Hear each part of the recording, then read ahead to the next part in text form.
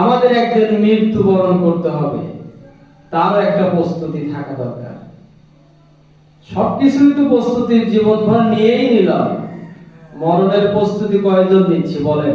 এই যে ব্যস্ততা, ঘর বাড়ি দেওয়ার ব্যস্ততা, জায়গা জমি কিনায় ব্যস্ততা, পোশাক আদি কিনায় ব্যস্ততা, কত কিছু ব্যস্ততার মধ্যে কয়জন ভাবি, দিনে কয়বার ভাবি যে আমি যে মারা যাব, এটা যেহেতু সত্য, তাহলে আমি মারা যাব যে কোনো সময়, আমার প্রস্তুতিটা কেমন?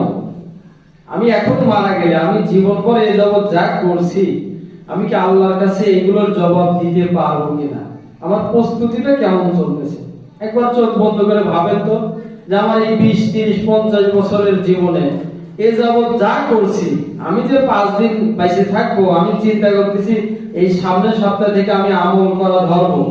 সামনের সপ্তাহ না, সামনের আগামীকাল, এমনকি 1 মিনিট নাও যেতে পারে। অতএব চিন্তা করতে হবে, আমি এখন যদি মারা যাই, আমার প্রস্তুতিটা কেমন?